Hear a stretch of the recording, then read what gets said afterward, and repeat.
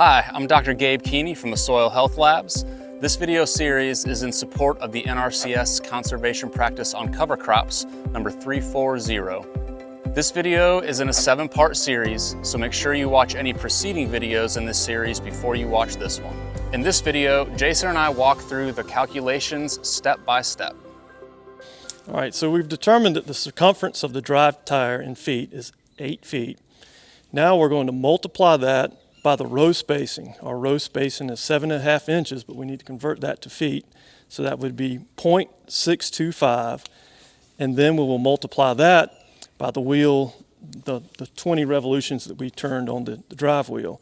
And that will equal the size of the test area in square feet. So after we do those calculations, it comes up to 100. Then we will take that 100 and multiply it by the desired pounds per acre, which is 25, and that comes out to 2,500. Then we'll divide it by 43,560, which is the amount of square feet per acre, and then that comes out to a 0.057321.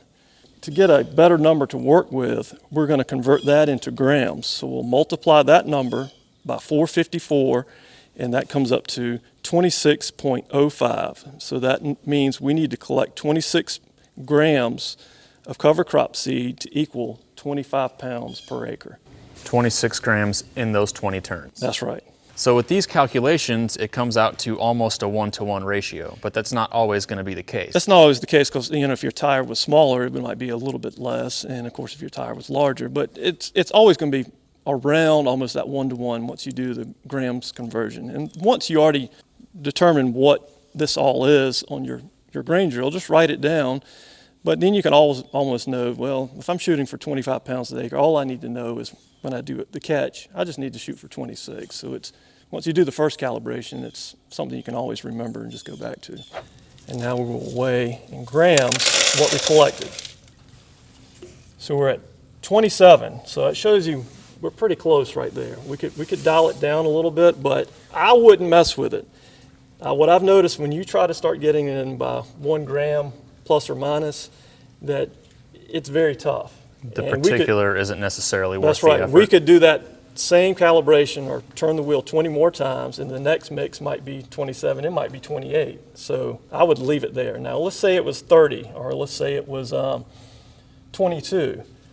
We would either need to increase or decrease how far our metering roll is open at the end to try to get as close as we can to that 26 grams. So remember, we're shooting for 26 to get to 25, so we're at 27.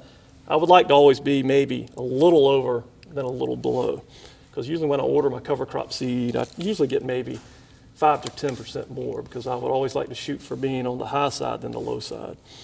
So it seems like we got it pretty close to spot on the first shot, but if it was off and we needed to increase or decrease our seeding rate, what would you have to do? What would be the next step before we tested that again? All right, so different drills have different setup, and on this Landau drill, there's a nut that we can turn on this end. It has a threaded rod that pushes the rod either in or out. So when we come back this way, it increases, and you see by the ruler that's on this first unit, it increases. So if we needed more seed per acre, that's what we would do. Or if we would need it to decrease, we would turn it the opposite way and close it down. And then once we reached our desired rate, we would close this jam nut down, lock it in place, and then this unit is good to go. You can find the conservation practice standards for cover crops on the NRCS ePhotog website in the video description. And please do contact your NRCS field office for more information.